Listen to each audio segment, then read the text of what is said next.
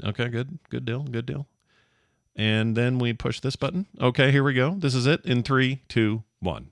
I looked at his face, and all I wanted to do was to slap him. I have 3, and I don't know who to give it to, so I just do eeny, meeny, miny, mo. That's the best way.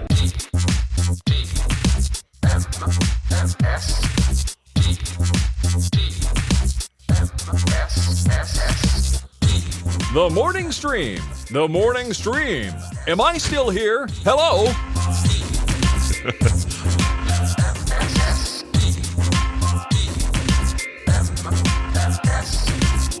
Two morning streams for the price of one. Nicely done, Fletcher. Yeah. It's my fault. Hey, everybody. Welcome to TMS. It's the morning stream for February 12th. 14th, sorry. It's not the 12th. That's two days ago. It's the 14th. I don't know why I did that. It is 2024, though, and I'm Scott Johnson with Brian. That is correct, yes. Hi, Brian. Good morning. How are you? Oh, hi.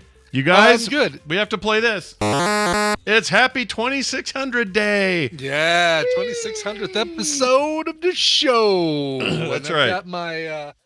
I got my joystick right here, my 2600 joystick. Nice. And I've got a fine collection. Oh, suck it, Dunaway. Look at my fine collection of Atari, retro Atari games. Oh, my gosh. Yar's Revenge, Berserk, Asteroids, Pac-Man.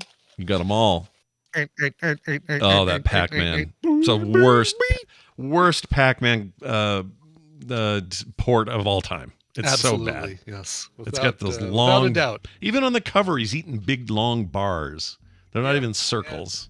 No, they're bars. They couldn't manage dots. It's like he's about to reach and grab a Pez is what he's about to do. Yeah, and it's gonna go bad for him. You know, and, the ghosts of all the same color. There's no red. There's no Inky, Binky, Pinky, and Clyde. I think they're all Pinky. That's right. They are. Yeah, Pinky. If you don't like Pinky, sad news, everyone. That's all you get in that dumb, stupid game. Oh yeah, sorry. One more day on the sign up for the pond. By the way, folks, I was hoping to get it done last night. I did not. We had to run off to Puzzle Pint.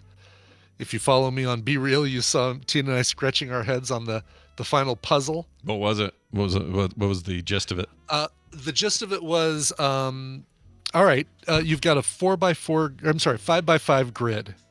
Okay. And you've got 10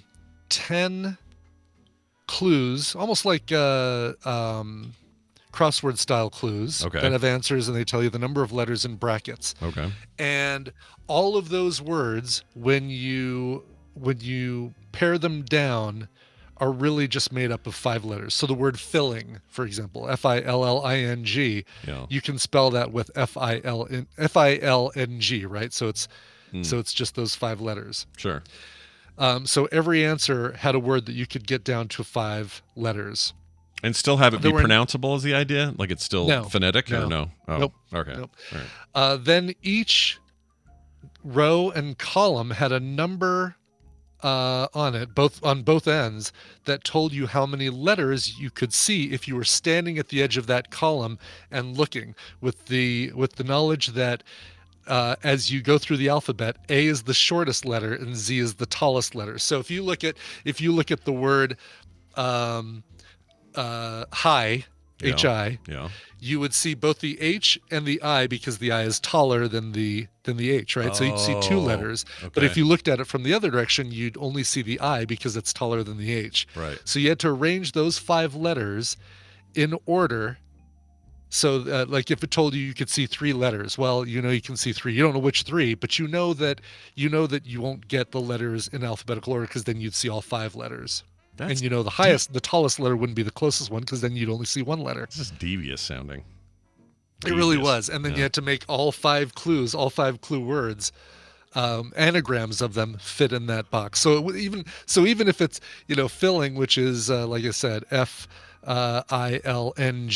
doesn't mean that the letters were in that order. As a matter of fact, the letters were hardly ever in that order in the grid. Huh. So you had to figure out, it's going to be G-N-I-L-F, so you can see these letters in the order. Wow, that's cool, dude.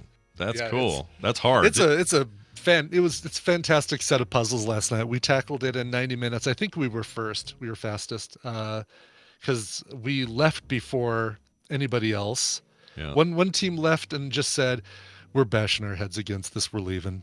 And just handed their clue packet back to the the puzzle runners. So what happens then? They just go to another bar and try again, or what's the plan? No, they just go home and be sad? They just go next month and try it again. They just sometimes the packet just isn't you don't connect with it for whatever reason. I get it. That's cool. Mac Addict 89. That is nothing to do with the pond. The pond is a trivia game, back and forth trivia game. This is Puzzle Pint. This is the thing I do on the second Tuesday of every month, and it's so much fun. It feels like it's staving off Alzheimer's for another year every time I go. That's a good idea, pushing things off. Yeah, do hard brain shit sometimes. It helps. Yep.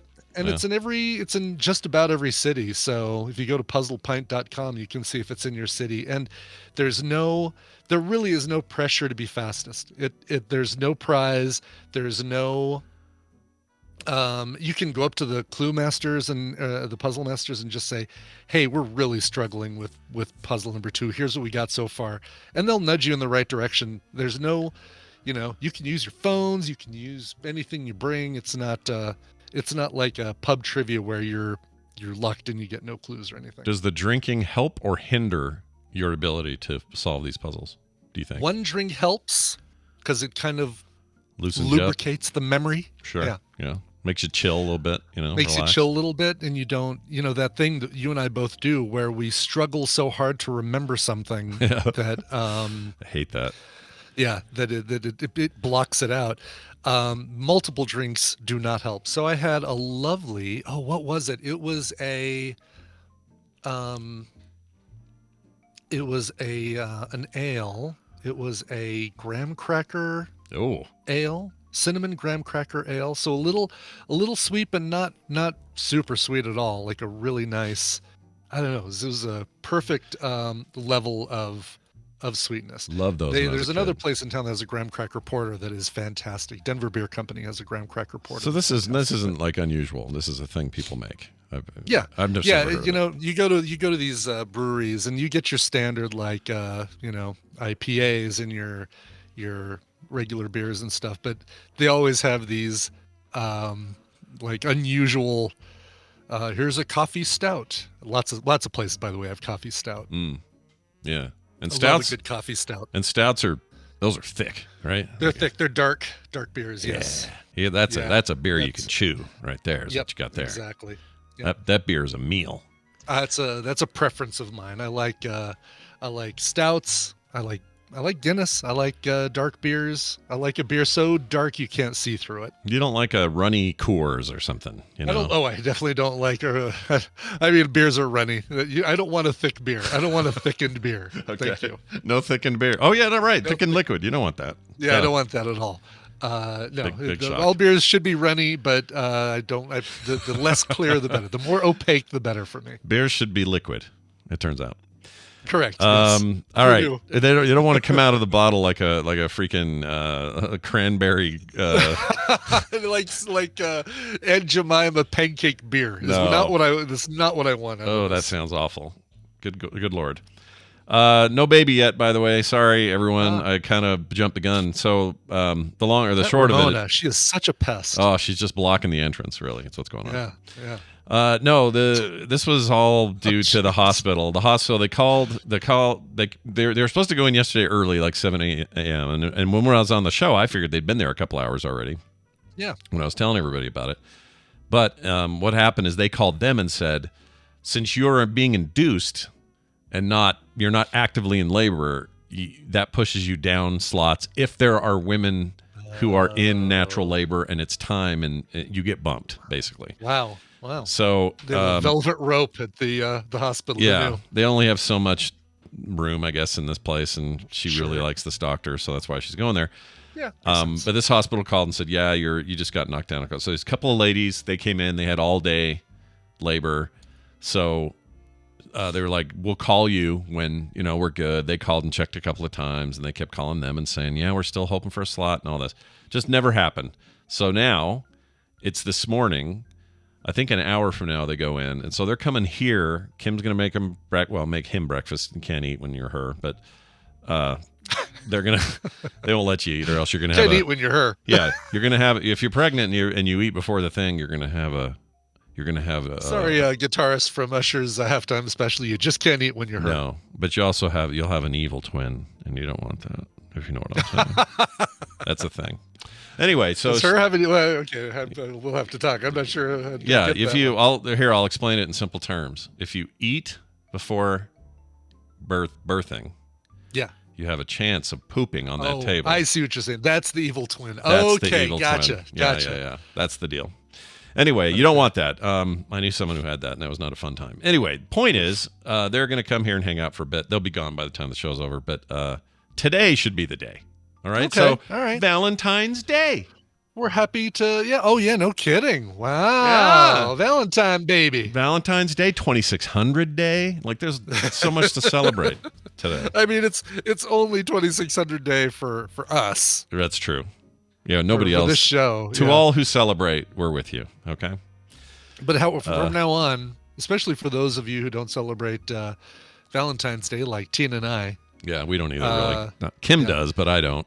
It's a long story. Yeah. Have you been getting your she Post-it does notes all over? She does the little 14-day, bring me a little note, and then sometimes a little treat or a little thing or whatever. She's very good at it. She loves doing it, and she doesn't even care about this holiday either. She knows it's like this corporate-driven freaking Hallmark card bullshit. She knows. Yeah. But she just loves an excuse to do this sweet little thing. And I, on the other hand, am terrible at these things, so I don't participate. But I do try to, reciprocate in other ways during the year, like you guys do. It's like that. Yes, exactly. Yeah. Exactly. That's what we do. By the way, I think the stream just went down. Well, that isn't good at all. What happened there? Let's find out what's happening there. Hey, we're back, everybody. It was a temporary outage. Yeah, that seems to be an intake server thing because it's full speed ahead now. Good. Anyway, Brian, we got a call about your point system. Okay, I can't remember what this is. Oh, it's probably about the game on Monday and how difficult things are, or feud, or something to that effect. I think it's a Monday. I think it's a Monday thing. But anyway, let's play it. See what they have to say. Hey there, Scott and Brian. This is Fob Dylan calling into TMS. That's terrible, Just Fob to Dylan. say that Brian needs to do a better job at announcing the points in the game. It's very hard to know what the hell is going on when all you hear is the ding, and you don't know how many points were scored. Oh, yeah. It leaves me all tangled up in blue. Oh, anyway, love the show, though. Yeah. All right. Two things. Wow. One, fine observation, whatever, it's a little tricky to follow. But number two, that's the worst Bob Dylan I've ever heard in my freaking life. That is the worst Bob Dylan. Yeah, it's not. There's a little bit of nuance with the Bob Dylan. You can't just, it's not just every word ends with yeah.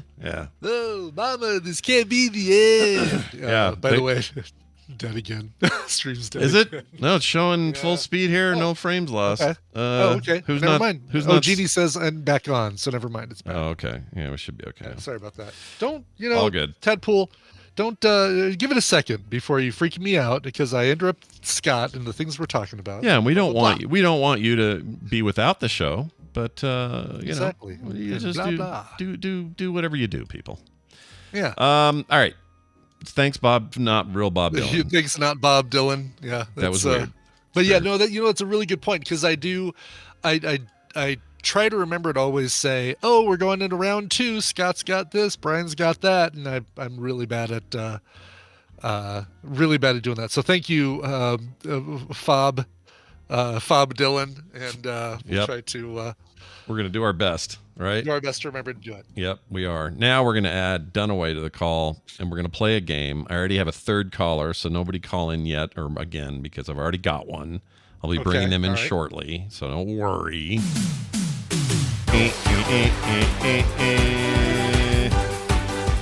That music signifies the arrival of one Brian Dunaway. Hi, Brian. How you doing? Oh, hi, Scott and Brian. I love. I can tell you're having technical problems because you didn't sing the song with joy this time. You said. Well, when something goes weird, you're like, oh shit, is it going to happen again? Now I'm paranoid about it. Your game. Yeah, so I'm watching this bit rate, making sure it doesn't get screwy.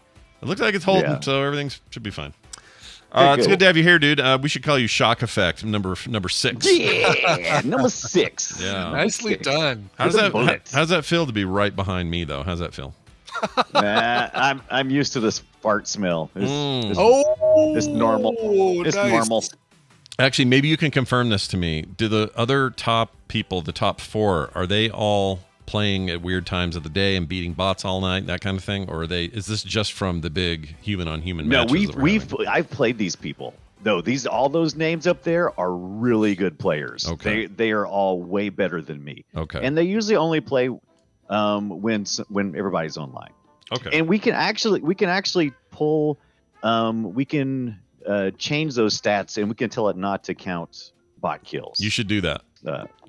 We will. We was waiting for enough people to get involved, and now there's enough people. Yeah, there's enough people. Oh, there's way more enough. There are people waiting. So I to get can't in. just log in on off hours and just kill bots and help get my score up there. Nope. Damn it!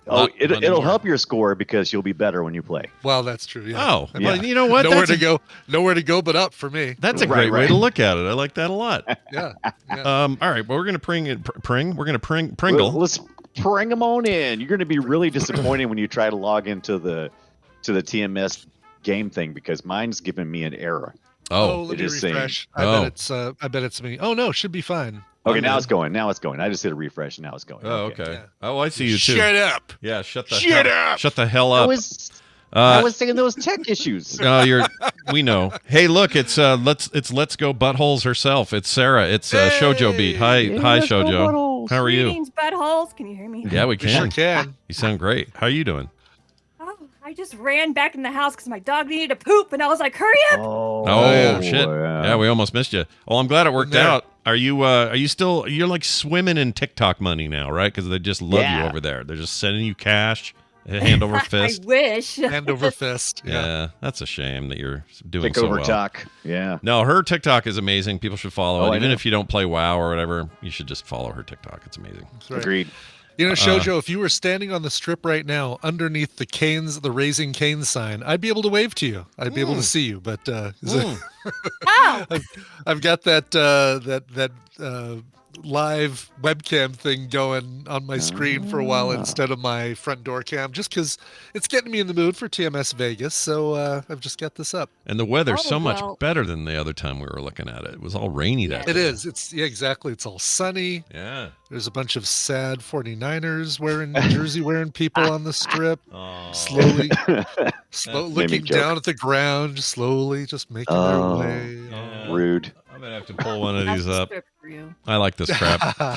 Well, anyway, Sarah, you're in line to win some additional game properties today if you can pull this off. Brian, why don't you explain to us and her and the world at large how this works, please? Okay, it's time to play the Tadpooley Feud. I've surveyed the Tadpool on some nerdy topics, and Scott and Brian are going to have to predict the answers that they gave us. It is their job to see how many of those answers they can guess.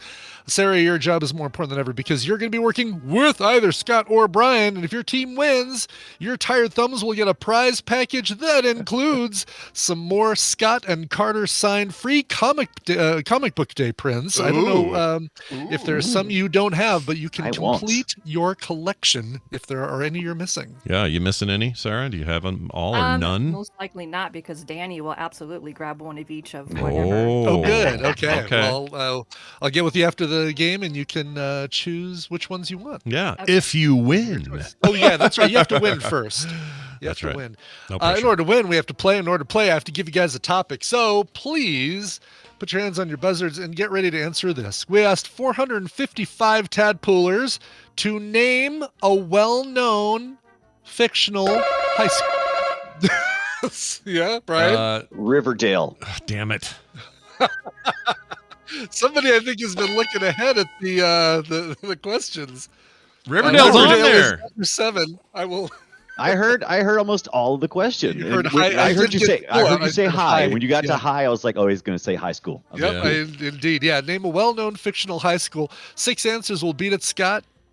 It just hit me that I don't know if this is fictional or not, but I'm going to say, oh, shit. The one that can I be vague, like, because I don't know the name, but I know the movie. Will that work? Sure. Or okay? Yeah, tell me the movie. All right, let's do the Breakfast Club High School. Just remember, this will be your partner if he gets it. I'm just saying. That's right. Yeah. Do you remember the city all those movies took place in? Chicago. Always Chicago. No, not quite Chicago. Outside of Chicago. Shermer, Illinois. Shermer High School. Show me Shermer. Ooh, Number 6 on the Shermer. board. Beat you by 1, Dunaway. Yep, 16 candles. Just like Breakfast 5 Club, and 6. Yeah. Barely. Bueller's Day Off. Yeah. Yeah. 6 and Sniffing 7. Scott's butt. Yep. That's right. All right. So, Sarah, you're going to get Scott as a partner. Good luck with that. And but you're already coming into this with 6 points. Let's see how many more you guys can rack up. Sarah, you got any popping up already? Okay, so it's fictional high school. Fictional Doesn't matter if it's a school. movie, comic. No. Correct. TV show. Okay. I TV just want to show, make sure. video game, Just not real, movie, right? Imaginary book, whatever. Yeah. Yeah. Because someone buzzed in early, whatever. Ah.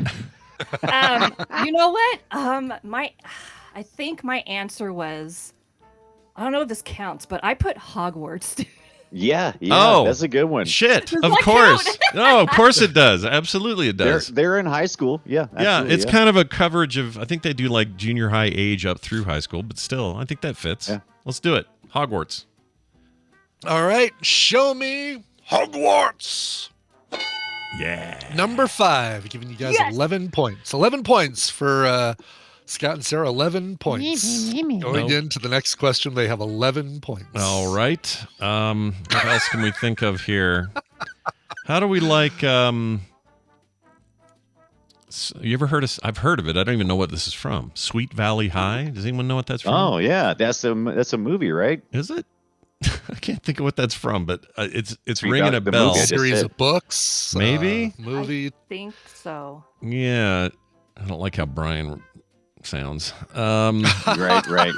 Didn't say it's from a You series shouldn't of be allowed books. to talk. Do you No, have just do you have anything you think might be better or hotter on the deal? Hotter. Hotter.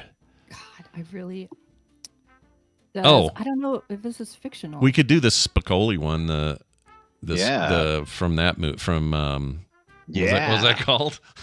The one with everyone's favorite red swimsuit Feeling good coming about off. my chances here Yeah. with Johnson not being able to name a single school yet. All right, the Spicoli. You know what? Let's do that one because I think we got a lot of fans out there. Let's do the Spicoli School. I cannot remember the name of the movie. So we can't even come up with the name of the movie. You're saying. Exactly. Wait a That's minute. exactly Wait, what I'm I saying. can do it. I can do It's it. the name We of the need, dang movie. I almost feel like, come on, we got to have something here. Come on. Spicoli.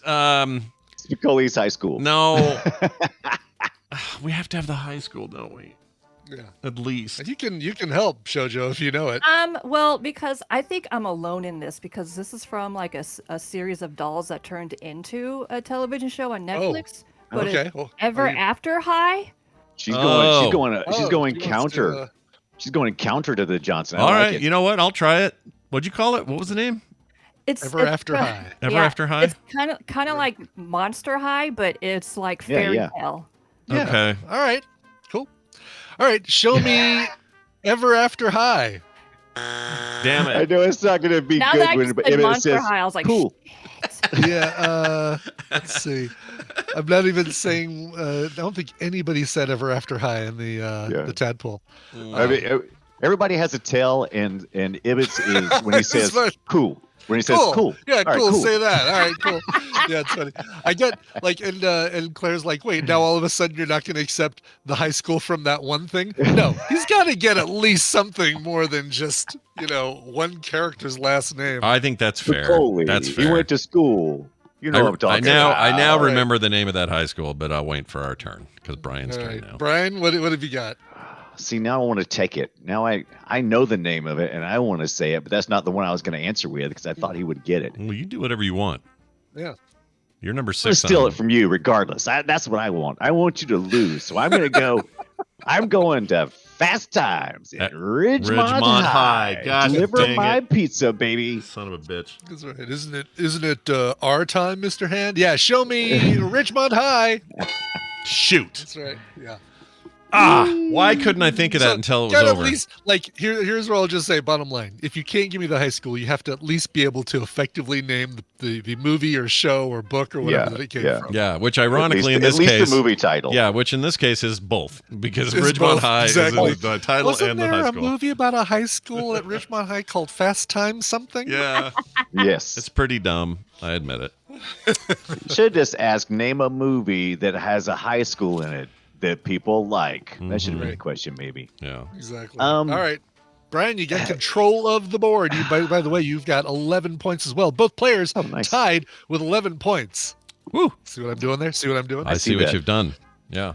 Now, since I can only think of one more actual, well, I might have two. I can think of at least one more real name high school, and I want to stick with my real name high schools before I start willy-nilly naming movies.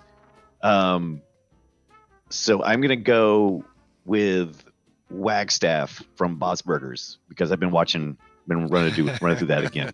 And Tina did the whole, had to do the song. Oh, episode I was watched. is that when she had ago. diarrhea Yeah. and she was on a trampoline? I love that one. Oh my God. That was is every such episode. that is such a funny episode. Oh my gosh, that's so good. I love that show. All right, Yeah. Well, then All right, do it Wagstaff High School. Wagstaff. All right, show me Wagstaff. then. I think Wagstaff's Oh, a you junior high, people. isn't it? Isn't it junior high? I think it is a junior high, it yeah. may be. You might be right. I think they're all Yeah. too young for it. Nobody's in high school Yeah, yet. you're right. You're right. Yep. But again, it doesn't matter if it's right or not. It But depends on what the tadpole says. Yeah. At least it was And an actual surprisingly, movie or nobody school said, name. Nobody said Wagstaff. Surprisingly, I thought. A single person. Based on the property, yeah. Based on Really? the IP, I thought. I don't know you people. I don't know. Sarah, how do you feel about the school from High School Musical? Yes, I was going to say Yeah. that. Okay, High school. It's called High School Musical High. It's Yeah. what it's called. no, it High isn't. School Musical High. That was filmed Yeah. here, and my Korean brother and his kids are in it. So if you ever see some Koreans in the first High School Musical, that's my brother and his kids. Anyway, yeah, High School Musical. cool. Yep. All right. All right, let's do it. Show me East High School, the high school from High School Musical. I said high school a lot of times. Oh, really? Are you No kidding? way. 14. Number 14 in the list. I again, it had a really strong showing when I was at the top of the list, and then it just kind of petered out when I sorted everything. I'm like, wow, I'm surprised this isn't higher. So yeah. Yeah. All right. Yeah. What else you got, Dunaway? I'm going with. I'm gonna go. How about Buffy's high school? It doesn't sound right. Is it Sunnydale? Is that the right Something one? like that. Or am I getting that wrong? Something you like that. said Buffy. And, Okay, and, Buffy. Buffy's high sure. school. And I wanna be Sunnydale, I'll right. tell you right now, Sunnydale is correct. Yes. Is All it? right, Okay, show good. me. All right, good. Show me Sunnydale High School. Oh my Number gosh! one answer on the board. Right. Oh, Get outta really? here. Nice. That's what I say. Get out of here. I'd say get out of here, buttholes. outta here. That's what I'd say. All right, keep going, Mr. Winner. Chicken Yeah, dinner. All right, now- control the now board, we're and you're making- leading by 1 point. Mm-hmm. The only other school I'm really trying to think of, it's a real P wagon, that place. I can't think of I'm trying to think of the song if they ever say it. So P-Wagon. Grease is the word, but the school name is a bird. P-Wagon. Okay, now I see. Right. Yes. Oh, I can't remember the name of the school. Well, I you feel got- bad. well, Okay. you say you Grease did High come up School. with the name of the movie or Yeah. the play that it comes from. Yeah. Show me Rydell High. from Rydell, Grease. that's it. That's it, Rydell High. And it's Dadgum. number shit. two. Number two on the list. Nice. Rydell. Butthole. For real? Oh my God. I know, right? I'm For shocked some by reason, these. it always seems like it's musicals and stuff that really trigger my memory for high schools. Yeah, So I'm going to keep except going for with High School that. Musical.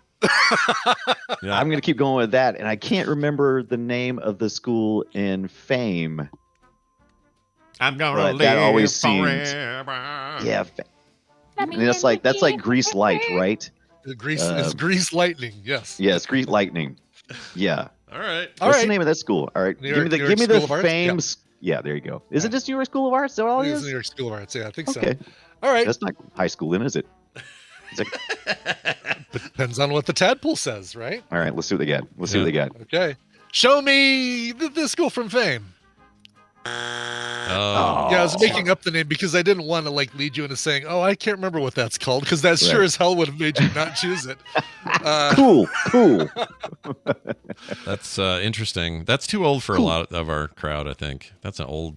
Yeah, thing. Greece is not. Greece is that's not. a good But then point. Fame Greece is. Yeah, exactly. Greece Greece is older than Fame. That's true, but Greece has more reach, I think. I think it had a bigger Yeah. impact. All right. How about All right, last strike for both of you, by the way. Oh. Currently, Brian's leading 14-11. Suck it, Johnson. Suck my butt. There you go. There are Suck like Okay, chill out, butthole. Okay. there are like three other things I could think of off the bat that all of them feel wrong. How do you feel about another John Hughes movie, like say, like Ferris Bueller's Day Off High School? Oh, we didn't mention. Okay, I was gonna bring up something else. No, what do you got? Tell me what you have. It's okay if we can commiserate. The high here. school that the Saved by the Bell kids went to. What's that one called? Oh yeah. I know this the one. Saved by the Bell High School. That's the one. Saved by the Bell. You know what? That feels right because there's a lot of '90s kids in here. I can probably think of that school name too if I can just. It's called what's it Side. Waste of Your Time High School. It's called Always on TBS. Yeah. No matter what time of day you turn on TBS. High school. Let's try it. Sarah, I like it. Are you cool with it? Let's do it. Syndicated Side.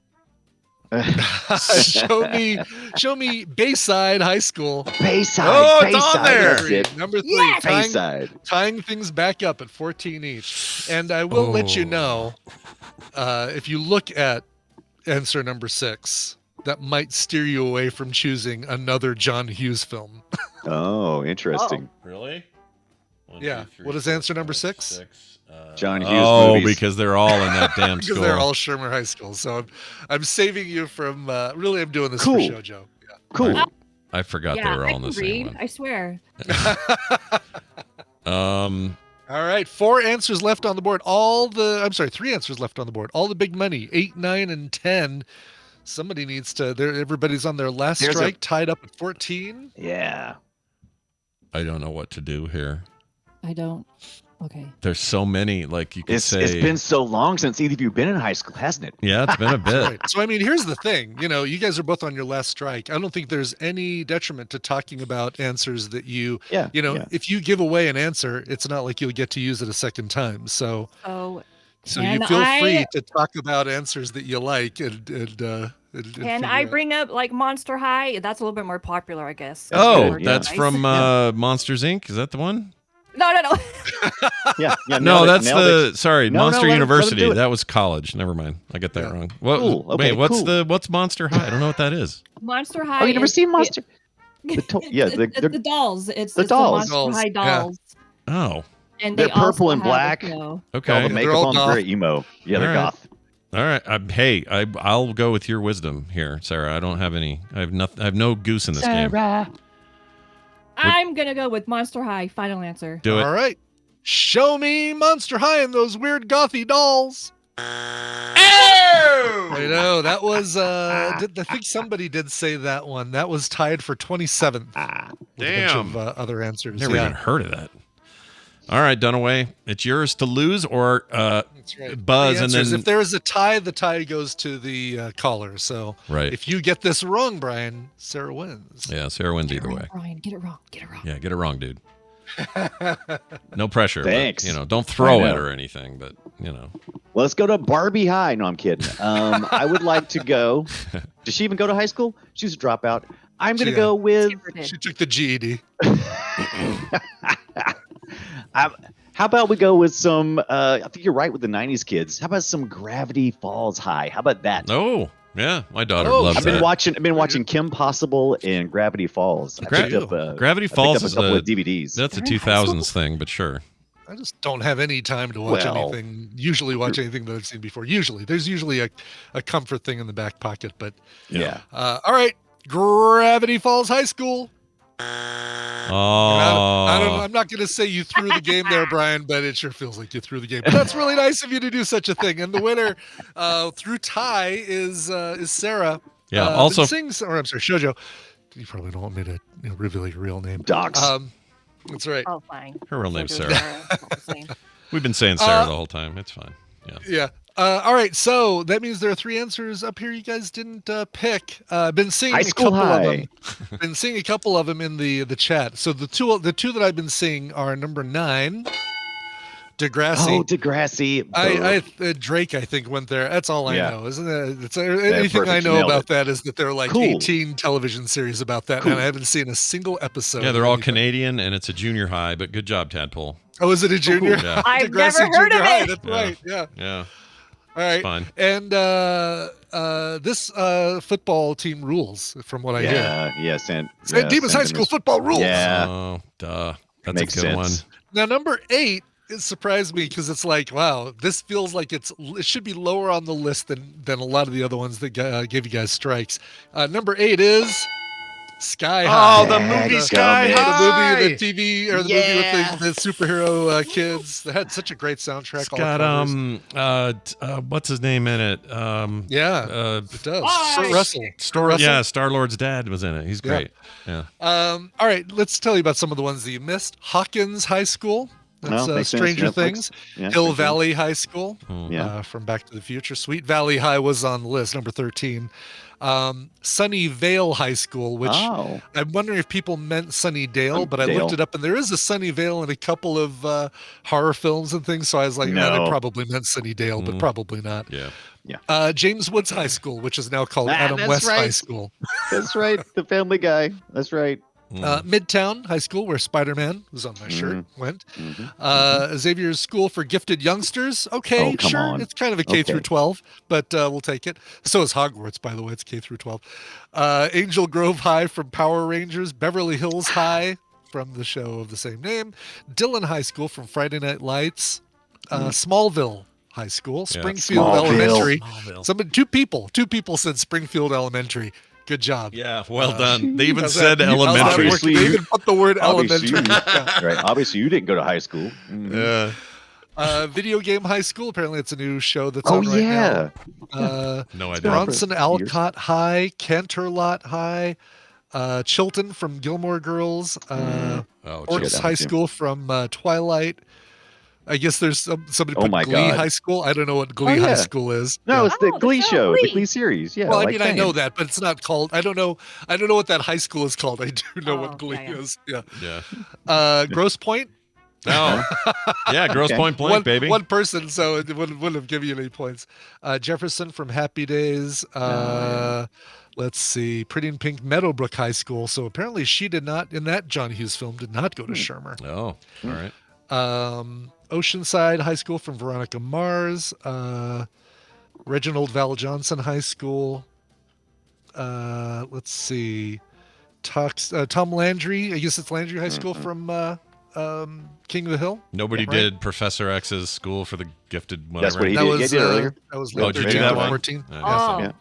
okay. They specialize in the red light, the on-air red light. Yeah, Trump yeah. Academy, All right, yeah, Twin yeah. Peaks High School, and I'm sorry. your Someone mom. said Trump Academy. Someone put that Somebody in said Trump Academy. Is Yes. that Nice. oh. there? Nice. Well, it's a quote unquote. It was a quote unquote a real college, but I don't know what if they're still in existence. Bankruptcy, I think. Hmm. Yeah, they Anyway, specialize there in you go. bankruptcy certification. By the way, Dunaway, for the record, I don't know why you think Gravity Falls is in the 90s. It aired from 2012 to 2016. So there's that. I said I've been watching some 90s show. I got Kim Possible, and I've been watching Gravity Falls. Oh, I you meant apologize for not putting separately. I'm sorry, I Oh. did not put all the punctuation in my language. Apologies. This is why you're behind me in Unreal Tournament. Apologies, okay? grammar and Nazi Look. from 10 minutes ago. Totally counts. Was so All hung up on that, missed the other part with the red on air light. 'Cause he was busy Congrats. looking it up. that's right. Congratulations. I'm playing this with or You're without you. a winner. Hey, Sarah, that means you've won. That means you get to choose which card you want, and then you can put them in some special place. So when me and Carter die in a horrible plane crash, you'll have these like mementos That's right. of our These will time. be, these will I be have collector's them. items. Yeah, yeah, it's Correct. going to be great. You were fantastic as always, and let's go buttholes. Let's Oh, Let's go, I cut her buttholes. off. Hey, Dunaway, this weekend you and I are going to be sitting down talking about Black and White. White. If you don't know what that is, 2001. Yep, which is about 2001. when Kim Possible came out. Yeah, that's right. This is an old game on the PC where if you chose the monkey, he would throw his poo at your villagers, and I that's prefer all you need to the know. cow myself. The cow is more amusing to me, but you like the poo, huh? Yeah, I like it all right. It was okay. Lionhead Studios, we've talked about them before with some other games, but this is going to be a interesting one because Black and White happened. It was a massive hit, both critically and from the players. However, it all stopped, and we're going to figure out why. Yeah. No, nobody. It has never been released online, and we'll talk more about why it has not and why it's so hard to get now. Yeah, we can't. You can't even go to Good Old Games and get it, can you? You're screwed. No, you cannot. Yeah, No. that's effed. That's effed up, is what that is. Anyway, we'll talk more about it on this Friday, 1:30 p.m. Mountain Time, for our episode of Play Retro, and we'll probably play a little Unreal Tournament after that. So if you guys want to check that out, sign up Why wouldn't today. ya? Get in there and try to beat our top scorers over at retrogib.com. Okay? retrogib.com. Brian Dunaway, kiss our butts. No, you. He was very quick with the no. He was ready. He didn't want to get cut off. Yeah, I get it. That was impressive. All right. We are going to do a little bit of news, and we're going to do it right freaking now. It's time for the news, and is brought to you by the Twitch account of our very own KT Data. See what makes this dude tick, what he plays, and makes cool stuff. Head over to twitch.tv/KT Data right now. Do it. He's one of our favorites. We love that guy. He is, indeed. He's a great dude. All right. Benjamin sent this story in. Excellent. Via the Discord. Benjamin, thank you for this. 50 pounds of prohibited gum has been scraped off the Red Rocks amphitheater seats in 2023. Brian, this hits right at home for you. It hits home, and just ashamed of people. It's probably just one dude too.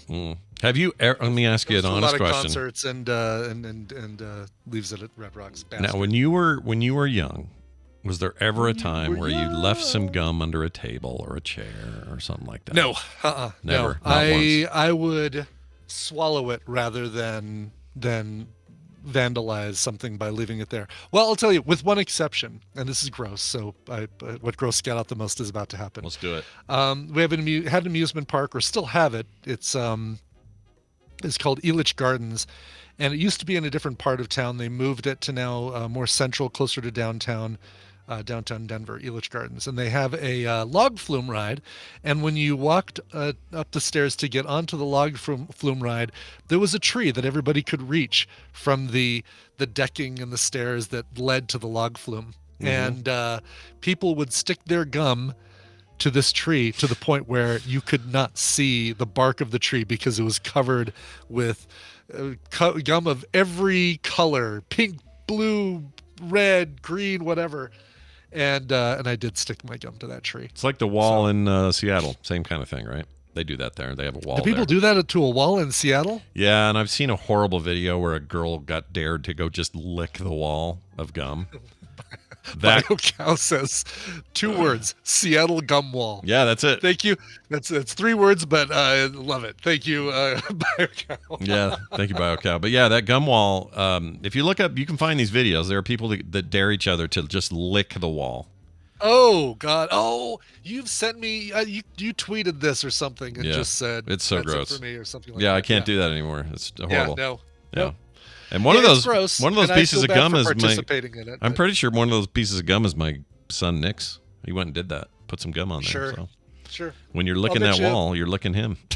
I'll bet you you could ask 100 people from Denver who went to the Elitch's at its old location, and 99 of them would say that they stuck a piece of gum to the gum tree outside the Splinter. That was what that ride was called. Is that tree okay today? Is it? I have no idea, because that's now apartments. The old location of Elitch's is now townhomes and apartments and stuff, and retail. The new location has no tree close to any of the rides. That's not good. I just don't think the tree itself is going to last long covered in gum. No. I mean, the leaves still can get their sunlight and make their chlorophyll and do their whole thing that they need to do, but there's got to be something with that stuff going into the bark. I don't know. Ugh. When we scientifically find out, we verify that plants hurt when we cut them. I want to know what that tree's thinking, because you'll find out, the you grass. all suck in your stupid ass gum. Because every time we mow the lawn, it's like little bitty screams, little blades of grass, right? Or a tree you cut off the limb. Oh, you cut off my arm. And we don't know they hurt. But then one day we'll find out, and then someone's going to ask that tree. They're going to say, hey, gum tree, how's this feel? How did you feel about all that stuff? Yeah. It just won't even know. It won't even be able to talk. It can't even get its words out. It's disgusting. Would you do that to an ent in Lord of the Rings? No, I don't think so, people. No. Yeah. Even if it was carrying 2 hobbits on its shoulders, I wouldn't do it. That's right. But 50 pounds at Red Rocks. That's a lot. So the Red Rocks seats, by the way, are really just long wooden benches. There are no backs to them. They're technically not even seats. It's 100 rows of benches, and like a traditional amphitheater, right? Because most amphitheaters are like that, where there's no seats, there's no backs. It's just like a ring of seats and then stacked. Exactly. Yeah. Yep. It's beautiful. And you put like I put I'll get a drink and I'll put it under the seat. I never look to see what is already under the seat, but I'll take my drink and put it under, because it cuts in, and that way I don't accidentally step on it or knock it over or whatever. So I'll tuck it under the seat as I stand up to dance to that great number by Christina Aguilera. Sure. She's performing. Or giving a standing O to some sort of comedian or whatever, whoever's there. Exactly. Yeah. Right. Exactly. But that's gross, and I'm glad there's somebody who is going up there and cleaning all this stuff. It's a volunteer. It's actually a volunteer group. So the theater itself doesn't do it. This volunteer group goes up there. Here's a quote: "Gum is not even permitted inside the amphitheater." No, it's not. It's like Disneyland. No gum. But how do you prevent that? People have it in their purses, in their pockets, says Valerina. Or even in their mouths. That's right. We hope that people chew responsibly and put it in paper and not stick it under their seats. Yeah. I agree with her. I agree with her too. I would not. Yeah. I may have stuck one to the tree, but it was one of those sadly everybody's doing it kind of situations. So you can't control that. But I would not stick it under the seat or under a table. That's just foul. Yeah, that's not good. I think I did this once at a Denny's. I'll admit to it, but that was years and years and years ago. I think I was probably 16, and I left a big old wad of gum right under the table. Before I knew better. I love this story because it's the greatest headline of the year. Cool. Disturbed show, the band. Yeah. Disturbed show postponed after singer comes down with a sickness. What a lucky dude to get to write that. Was that actually? That really was the news headline. That's the headline. That's not just the headline you gave it. That's brilliant. Sometimes you get lucky in journalism, and you get to write a headline as brilliant as that. Yeah, so many people have been waiting for this to happen. Yep. It's an unfortunate irony for music fans in Central Iowa. Disturbed, the band made famous by the song "Down with the Sickness," is postponing its Thursday show at Wells Fargo Arena due to illness. Lead singer David Draymond, who, by the way, is a wonderful follow on all sorts of social media. That guy is really smart and really interesting, really kind-hearted, just a nice guy. Nice. Anyway, he says he was unable to perform. Got so much metal in his face. Yep. Oh, yeah. Although he took it out at 44, he took out his, the studs he had in on his lip? Yeah. He took it out, and somebody said, "Oh, why'd you take it out? It's iconic." And he goes, "Dude, I'm 44. Good. You know what? That's awesome. I love the. I'm getting too old for this crap. Yeah, it's just like, what am I gonna do? Keep this till I'm 80? Give me a break. Right. Good for I him. love that. But anyway, lost his voice because he's ill, so they had to reschedule it for May. They said they did a statement. Disturbed ones of Iowa. Unfortunately, we must reschedule tonight's show in Des Moines at the Wells Fargo Arena. David is unable to perform due to laryngitis. We wanted to bring our fans the best show possible. And dude, that guy with laryngitis is basically, forget it. You're done. Yeah, there's no I know show. Exactly. Like that is the thing that will sideline a singer. Like, of course, obviously, nobody's business. Especially that voice. I mean, man. Yeah. Anyway, please hold on to your tickets as we have rescheduled the show for May 14th. All previous tickets will be honored for the new date. Ticket holders, check your email for more details. So they covered it. It's good. They're Yeah. This is like that time in Vegas when U2 had to cancel a show at the Sphere because they got stuck in a part of town where the streets had no name. They really struggle with that. Yeah, it was hard. It was a difficult time. Doesn't matter where they tour. If they find a street and there's no name on it, they're lost. They can't get around. They look around, but they still haven't found what they're looking for. They call on their phone and they go, "Bono, where are you?" And he says, I'm in the streets with no name. That's right. They say, well, we're going to play with or without you. It's like, we're going to die of cold. Oh, Edge has a hat, but the rest of us are screwed. All right. Let's move on to this story. No, we're going to take a break. It's 10. Sure. Let's take a break. Yep. When we come back from this break, Tom Merritt will join us for some tech talk. We'll also have some recommendals today at your Wednesday lineup. Before that, a song. Brian, please play the song. Yeah. Well, we were talking about drugs a lot this week with toads and mushrooms and things like that. Let's talk about this one. This is a song called Microdose. It's by a band called Total Tommy. And you might be thinking, oh my God, this is going to be heavy and offend my ears, and I'm not going to enjoy this at all. No, this is actually a really cool, like, what will I describe it as? It is indie grunge pop. So it's not heavy, not dark. Anyway, this is a band called Total Tommy, and her debut single. Sorry, this is the person, not a band. Her debut single called Microdose. Ooh, very nice. Here it is, everybody. We'll be right back. A dumping ground, a place you wouldn't want to send your mother-in-law. Oh, Mr. Button, Mr. Hole.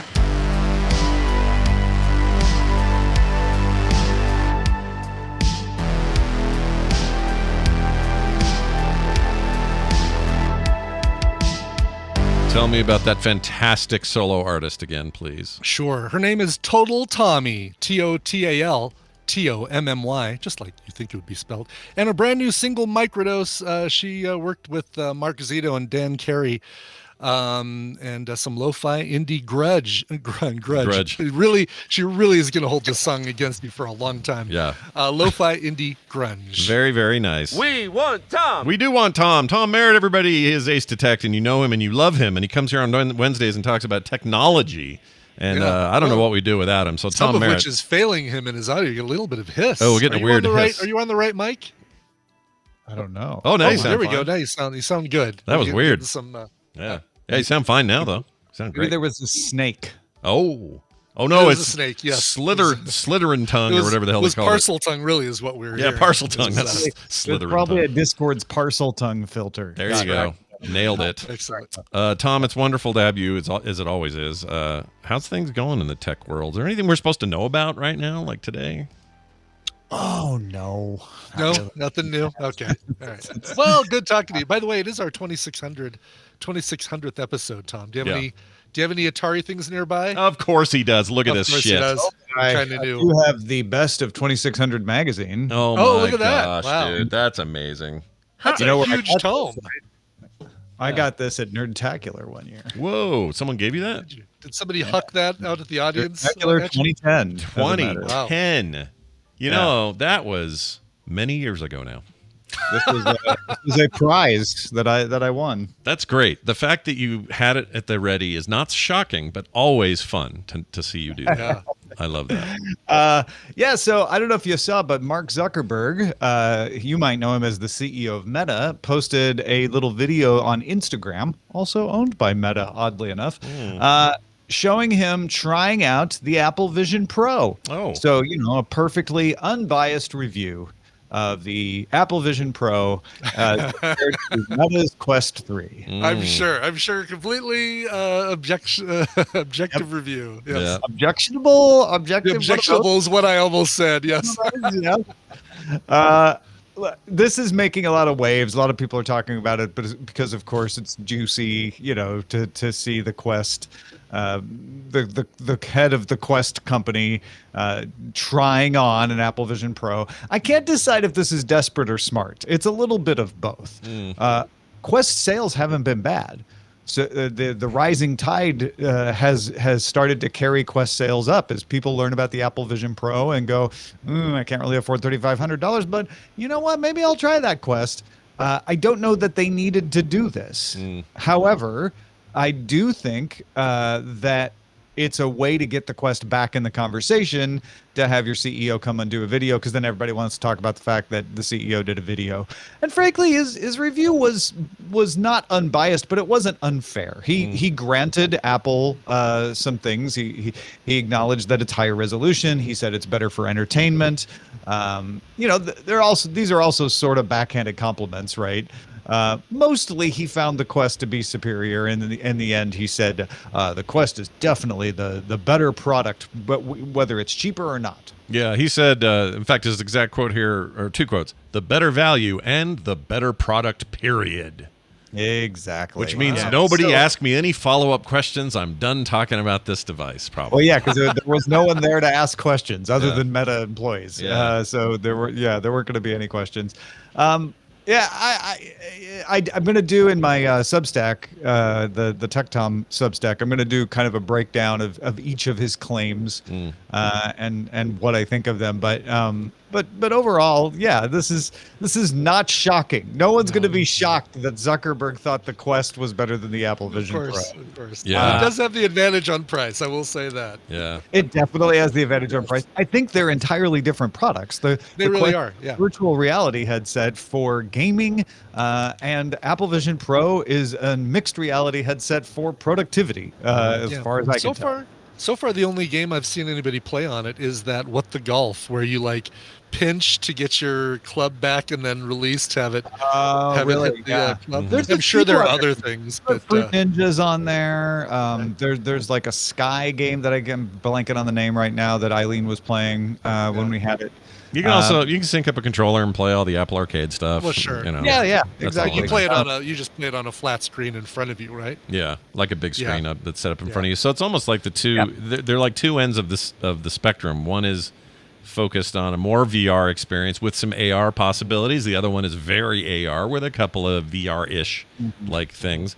Yeah. But I really do think that the big advantage here is price right now. If you're piqued by the experience and you go, oh. So wait a minute, can I kind of do this with this Quest for a fraction of the price? Yeah, you kind of can. So yeah, it's like it's like saying, I could buy the Pac-Man arcade cabinet for a few $1,000s, or I could get the Coleco version that's battery powered and sits on my desk. Yeah, still playing Pac-Man. Yeah, you're still playing Pac-Man, dude. That's a good way of looking at it. That's fascinating. I guess we'll. I look forward to the Substack, of course, but there'll be more discussion today on the Daily Tech News Show. I'm also going to attempt to, have a discussion today about NVIDIA's position in the market versus what it used to be.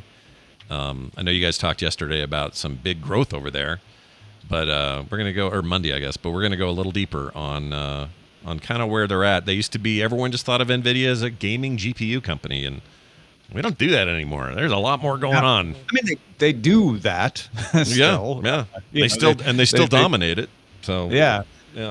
No, what we talked about yesterday is two things. Jensen Huang introduced a local large language model that you could run if you have Windows and either a 30 or 40 series NVIDIA RTX.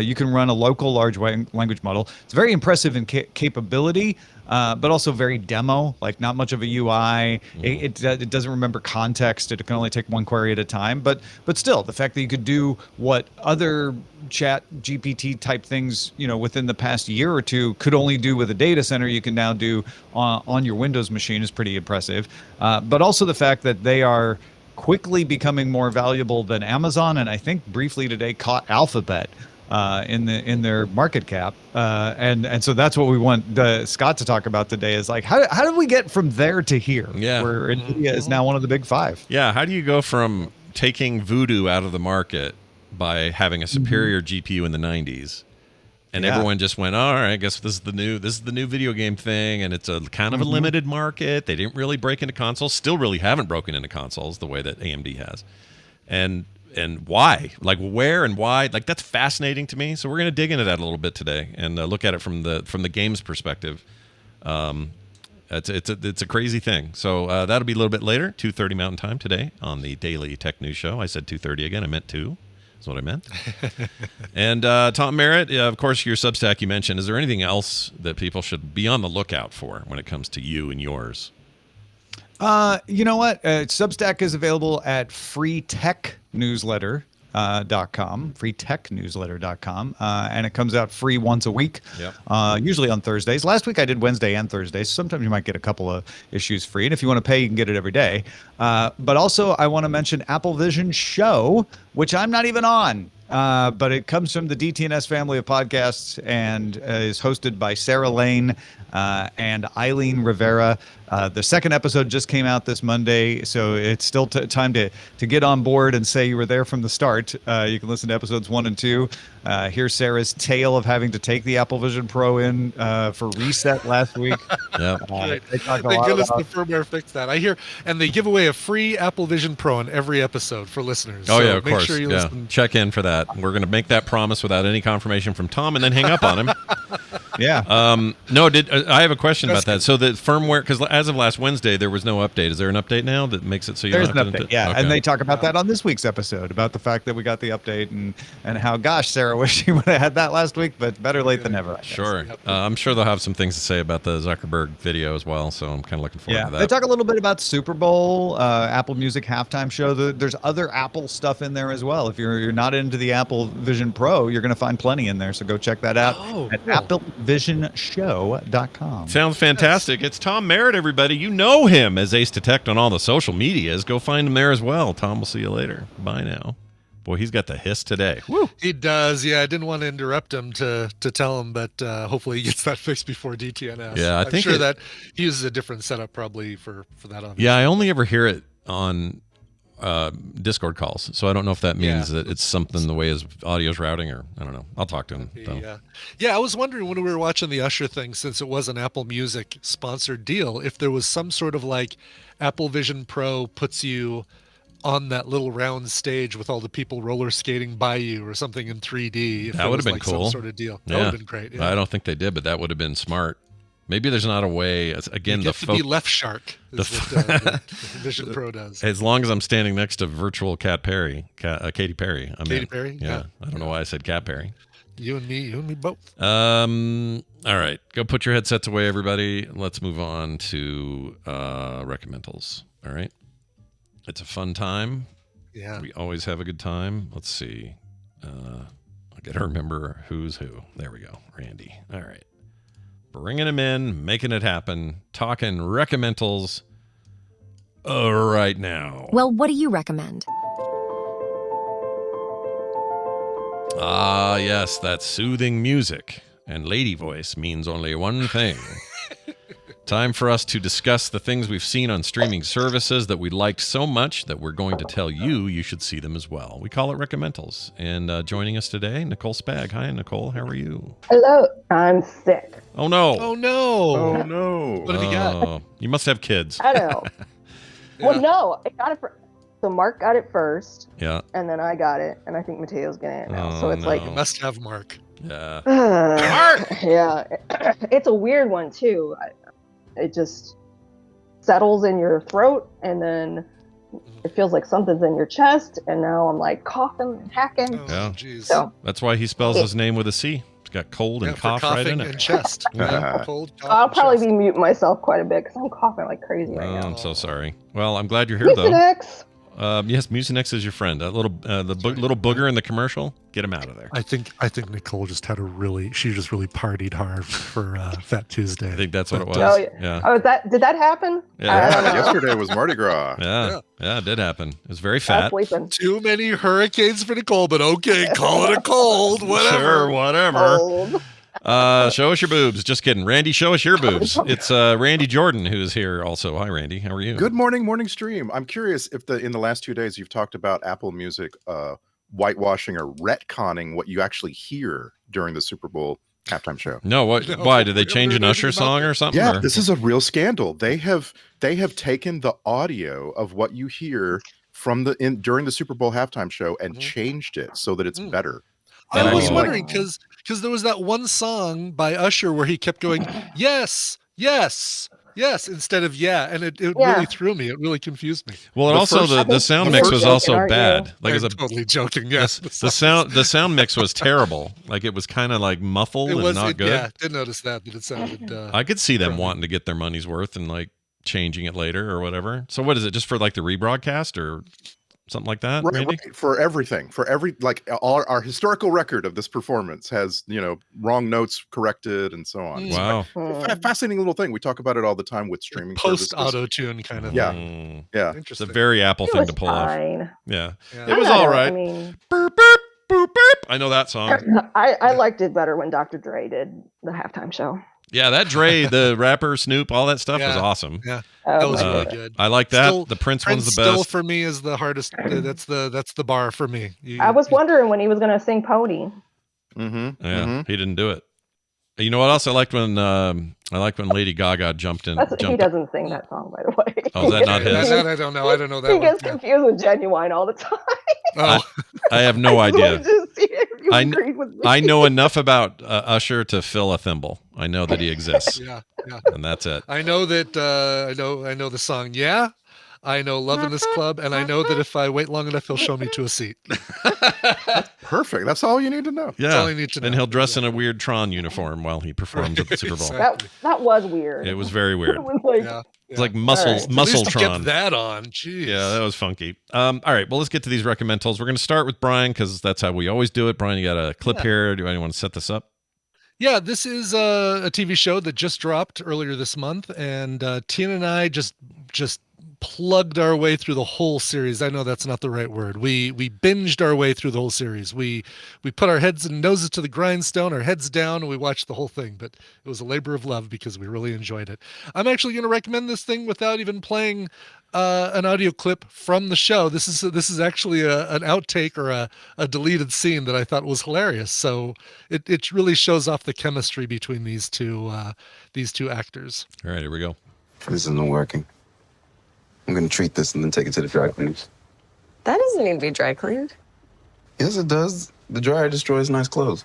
It doesn't. Yes, it does. What do you think lint is? Lint is pieces of clothes? Wait. Yeah. It's pieces of clothes. What did you think it was? I thought it was like dirt, fluff dirt. Okay. Oh. No. You didn't really mean... It looks spun like webs of hair. Come on, big head. Don't call me that. I just... You can fold your clothes. I'm done. Wait. No. I want to hear this fluff dirt theory. That's what I thought it was too. I hate dry cleaning. Yeah, not a fan either. That's great. That's Donald Glover and Maya Erskine as John and Jane Smith, Mr. and Mrs. Smith, a brand new TV series on Amazon Prime. Based on, I mean, obviously inspired by the movie, but I think done a lot better than the movie was. I mean, if nothing else, the chemistry of the main characters, I could never see, aside from that movie, Brad Pitt and Angelina Jolie, those two would never work. So it's like, why put those two together? But these two, I think, are a great combo. Yeah. This has the dry humor that you would expect if you were a fan of both Donald Glover's Atlanta and Maya Erskine's Pen 15. Both of those things had a dry realism to them, and that does seem to carry through to this show. They basically play, I guess I'll say what the kind of the plot of the show is. They play a disguised as married pair of hit people who are hired by a company called Hi to take people out. And they meet, but they have to immediately pretend that they're married to be able to pull off their capers, because married couples are a little bit more invisible than individual people in this sort of situation. Isn't the setup in the movie that they don't know each other as a spy, and so they kick the shit out of each other and figure it out eventually, or they find out they're spies throughout the film or something? I thought in the movie they just all of a sudden had to kill, like they were tasked. One was tasked with killing the other. I thought that they were married. That they had already been in the gig for a while. I never saw it, but I just thought they were unaware that each other was a spy. They knew themselves were a spy, but they didn't know each other was a spy. Is that the conceit? That was how the movie. That's how the movie went. Okay, yeah. Okay, so this really is very different. Okay, yeah, that is very different, because these two, I haven't seen it either. I'm waiting for film sack. Yeah, these two meet and have to all of a sudden pretend that they're married. Right. And I just quick note here. I've been watching it as well. We didn't quite finish it. We're going to. Yeah. We are loving it. It's very good. It's got such a great tone to it throughout, and they still do different things in different episodes. There's a great episode with Sarah Paulson as a therapist. That's kind of like, and I wouldn't call it a bottle episode, but it's a self-contained set of therapy sessions that are really good. Ron Perlman there's so many great guest appearances. John Turturro, Paul Dano. Turturro, dude, that Turturro role. Oh my gosh. Yes, the Turturro. I kind of blocked it out. That was a weird thing for him to be. That was crazy. That blew my mind. Anyway, it's got a really great bunch of supporting cast. Really do. Ron Perlman is great. There's Sharon Horgan, who maybe the name doesn't sound familiar, but once you see her, it's like, oh, I've seen her in so many different things. She does a lot of voice work. She's a European accent. Plays a woman with a net worth that's a small, that's like the GDP of Australia, I think is what they describe. And it's just such a great show. 8 episodes, about an hour long each on Amazon Prime, and really, really good. Oh, Parker Posey, another, Love great, her. again, another great episode with Wagner Moura and Parker Posey. I don't want to say what the connection is, but David really it says good David series. Tell's in this. He's a kosher food mart. Did I miss that? Oh, I missed it too. Really? Food mart clerk. David. I love David Tell. Yeah, I do too. What was his up late with David Tell? Yeah, I Was his used to comedy love show? that show, and his stand-up is Yeah. insane.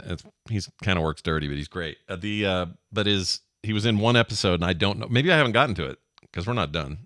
I don't know. I have to look. No, but I guess if he's a food clerk. Oh, I know where he is. Yes. Okay. Yeah. I must have missed it, or He's in a farmer's market. Yeah, he does like kosher food something, and he doesn't have a name, which is interesting. But so did they stick the landing? Because that They it's did hard to stick tell. the landing. Okay, it's a great. It ended very well. Definitely sets up for a great next season. Which this thing is doing well enough. There definitely will be another season. Everybody's. Okay, that's my question. Yeah, everybody's. It's not it's not. It doesn't wrap up. Everything leaves something for season 2, but this how do I want to phrase it? It closes the initial story and leaves it open for future seasons. And it's already been named one of Amazon Prime's top debuts ever, US views. So it did really well. Yeah.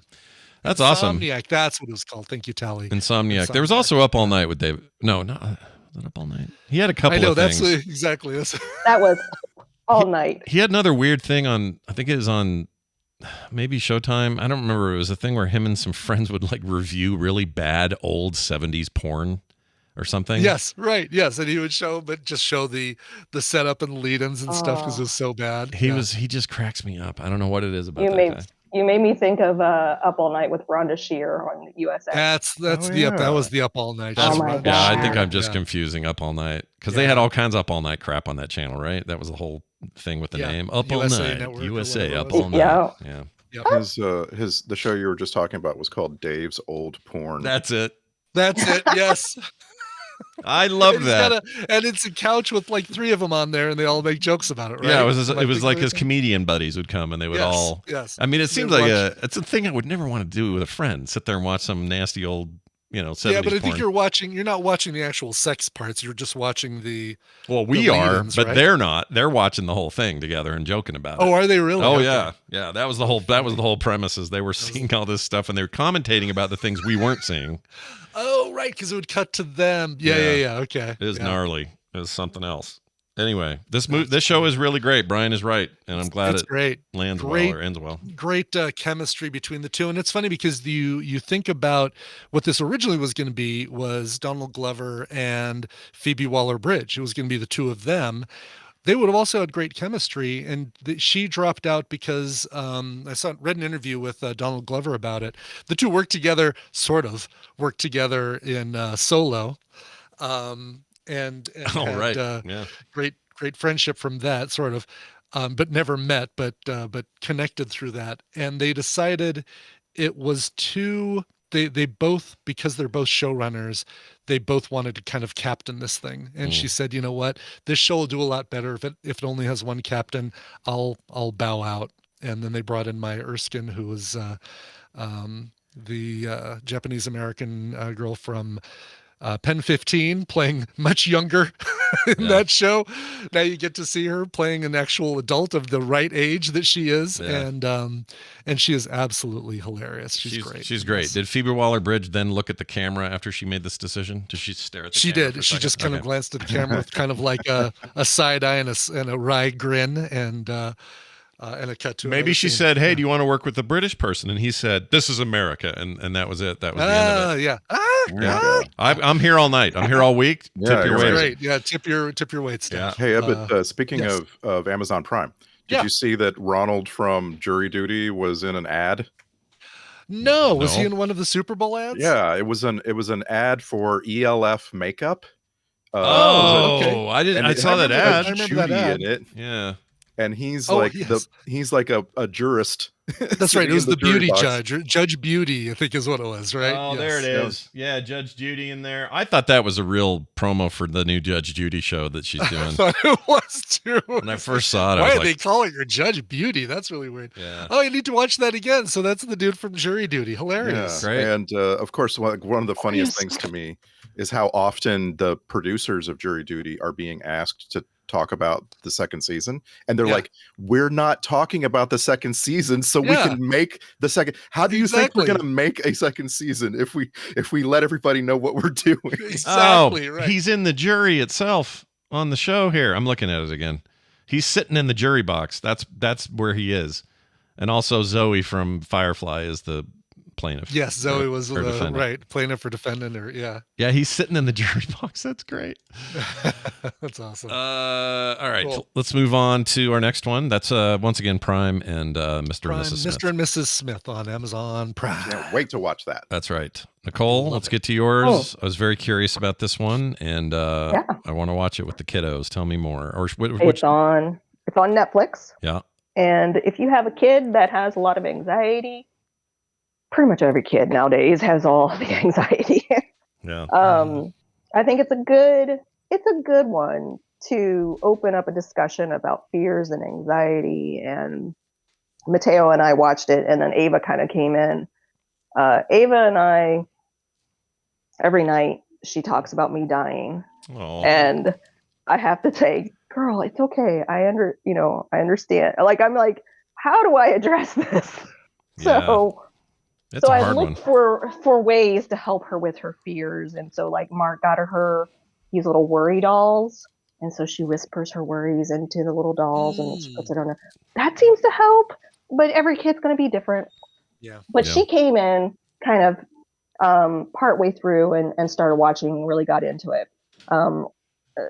Kids and adults too. I think one of the number one fears is dark. And that's what this is about. All right. The dark. Here you go. Wait, why are we going in here? Well, kid, it's break time. The other night entities and I take one every new time zone. We're fun. You're gonna love us. Hey, you gang, what's up? Hey, Dark. Welcome back. Huh? Great work tonight, guys. Huh? You brought the kid? Doc brought the kid? So irresponsible. Are you nuts? Well, this is the opposite of encouraging. I've got this. Orion, allow me to introduce you to the other night entities. There's sleep, quiet, insomnia, unexplained noises, and of course, the most creative and poetic of us all, sweet dreams. You brought the screamer? The kid who's afraid of everything? Is this your latest attempt at trying to convince the world that you're not so bad? So I'm getting what's the Pixar movie with the emotions? So so they took a page from Pixar where they make everything a person. So Pixar likes to make cars have feelings, they have emotions, have feelings. This is our fears. So that was the introduction of the night entities, and it centers around Dark, who this kid, Orion, has a lot of fears. And so he journals all of his fears. And one night, Dark finally has had it, and he shows himself to try to win this kid over. And so I am just now looking at the voice acting. Yeah. You probably heard Natasha from that- What We Do in the Shadows. She plays Sleep. Oh, I yeah, instantly recognized her. I'm like, oh, I love this movie now. Is the voice of Dark? Is it that guy from Cobra Kai? Paul Walter. Paul I Walter recognize his Hauser. face. He's the dude. He's the one that got the Yes. Oscar nomination for being the falsely accused Blackbird. bomber. Yes. Oh yeah, that one's more recent. Or was it Right. Oh Blackbird? yeah, the more recent one. But yeah, the falsely accused, He's the Stingray. Atlanta. Stingray. Yeah, Stingray from Cobra Kai. But the Atlanta thing where the guy found the bomb under the Oh bench. and yeah, they yeah, thought- that's the Yeah. guy. He's really interesting. He plays Dark, and that Jacob Tremblay funny kid from the scene. Room. That kid is. Oh, I yeah. love child actors who are amazing. They blow my mind. It's like, wow, where do these kids find it? But when they start Who? getting puberty, the kid that plays Orion, they start hitting puberty. Jacob Tremblay. Yeah. They hit puberty and they look so freaking weird. The kid looks so weird now. Aw. Anyway, he's good though. He doesn't look that weird. Yeah. Colin Hanks is in it, Angela Bassett, and there's this has vibes of Mitchell and the Machine versus the Machines. Okay. So there's like kind of essence to it. There's a really funny clip with Werner Herzog, and it's actually him. Really? I love thought him. it was just a joke. Rob Delaney is also in here. Nice. So it's a fun. See the baby. I mean, There he is. show me the baby. The baby. Yeah. So yeah, or Orion and the Dark, and what you find as you kind of listen to the story, watch the story unfold, it's a father telling his son a story, and then our daughter the story, and talking and actually addressing fear and talking about fear and how you get through it and worries. I came across something the other day that I thought, I might need to try that with my kids. That not everybody is taught how to worry. And so the idea is that you list all your worries and then you put stars next to the ones you can actually do something about. So like, I'm worried about failing this test. Well, I can study more. And so you try to kind of get a plan of action to it. So there are things that you can do for fears and anxiety and worry and trying to get into the bottom of it. But I really like this kind of opens up the door with my kids to talk about anything that they're scared of at night and Yeah. stuff like that. Oh, that's good to know. Van inherited his mother's night terrors, which she used to get Aw. around his age, around 4 or 5, and it's actually Mateo had them too. yeah, they're scary. It wasn't until I started getting them vitamins that they went away. Yeah, it's How long weird. did they last with Tay?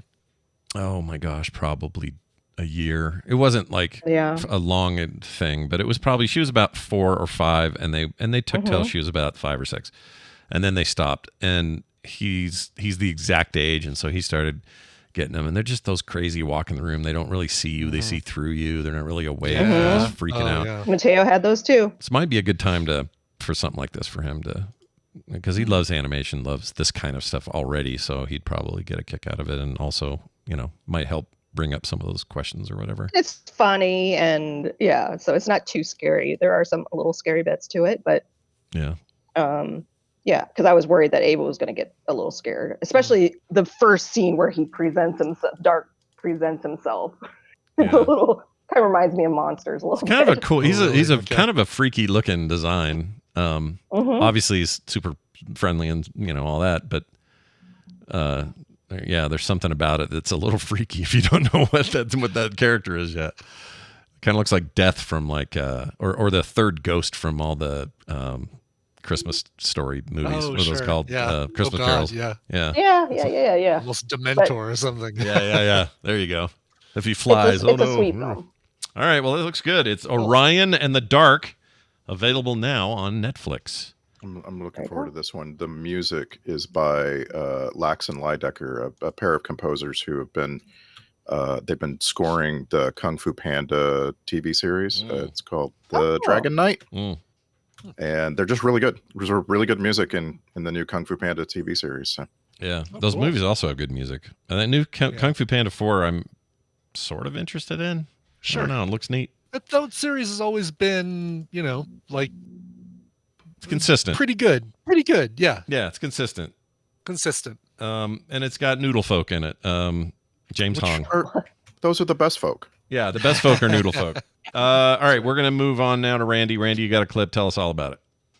I watched a thing that it seems like everybody watched over this past weekend. It dropped last week on Netflix, and it's a documentary about the one night in the 80s. Oh, wow. I think I know what this is. Fateful night. Yep, Yeah. one night. Here it is. Just had our first big hit record, and I received the tape, the cassette tape in those days of the song and the invitation, and I played a demo in my car. I'd never met Lionel or Michael, so, it was just an amazing invite to get. And then I remember thinking, oh yeah, this is gonna be a hit. Quincy's office sent me a copy. I listened to it a couple of times, and it definitely had a memorable chorus. When I first heard it, I thought it was very broad, as music that's going to carry all those voices usually has to be. So I said, okay, that's cool. In the letter that was sent out, one of the lines was blacked out. That is where it was. It says that A&M studio. So Ken said, no, you can't let anybody know it's there, man. For him to give me details at that time would be unnecessary. I, like many artists that I know, don't remember shit. All right. Very interested in this. Tell us the name and this is The Greatest Night in Pop. And it is a documentary by Bao Nguyen, the Vietnamese documentarian who made that Bruce Lee movie a couple years ago. Mm-hmm. There was a really awesome Bruce Lee documentary.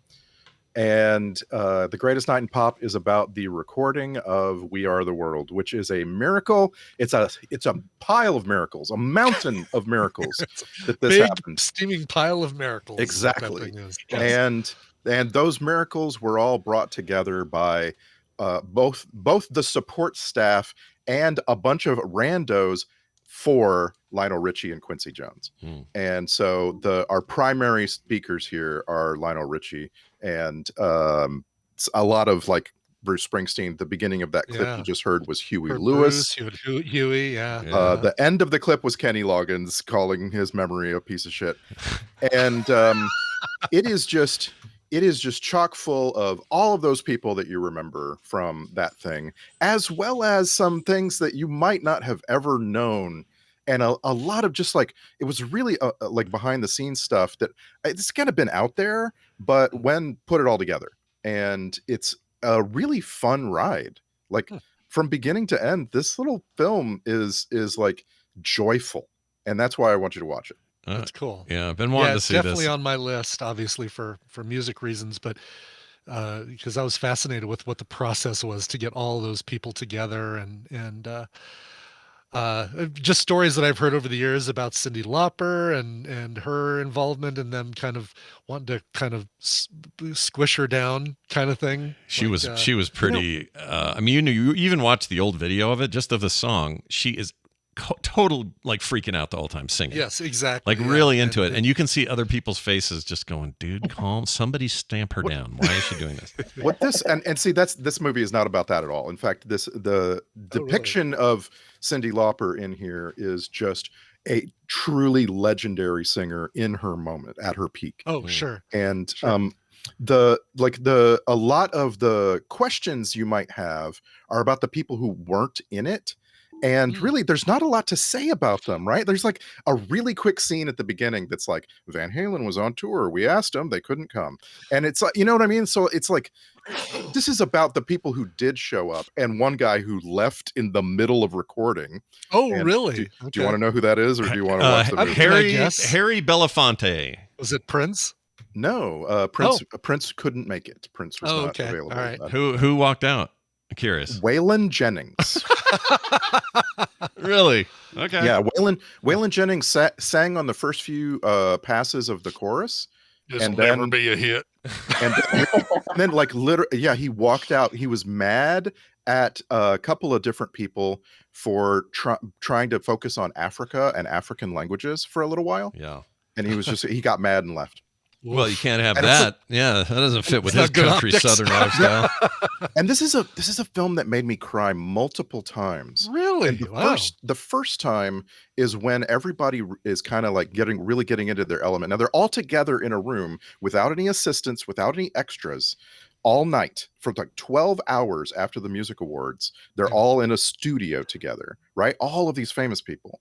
And there's a point where they all kind of realize what's happening and how amazing it is that they're together. And that's centered on Harry Belafonte. They're like, oh, really? My gosh, this is a legend. We're here with this absolute legend to us even. Yeah. And so they all start singing Deo. And it's just like, oh, it's awesome. It's so beautiful. And then there's just other moments like that throughout the whole film. Do we finally get an answer as to why Dan Aykroyd is singing on that song? We really don't. There's almost no mention of Dan Aykroyd. Why? They can't do that to us. I need closure. That's been one of the biggest mysteries of my entire life. You see the photo of all of them at We Are the World. It's like, look at these great musicians and Dan Aykroyd. They asked everybody who had anything going in music, basically. And he had the Blues Brothers 2000, or not Blues Brothers 2000, just Blues the Brothers, first one. right? And I think he was in town for the music awards, and he performed at the music awards. So it was like natural for him to just go over to that, to follow that invitation. Sure. The amazing thing to me is how seriously some of them took it and how unseriously some of them took it. And they still all pull it off so beautifully in the end. And you really spend the whole film wondering, are they gonna succeed here?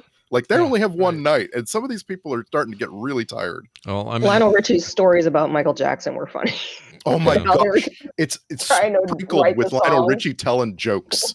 Seriously, and he's so good at this. Like apparently Michael Jackson had a zoo at his home studio, and Lionel Richie hung out there while they were kind of like writing the song and preparing. Yeah, well, this is great. I can't wait to see it.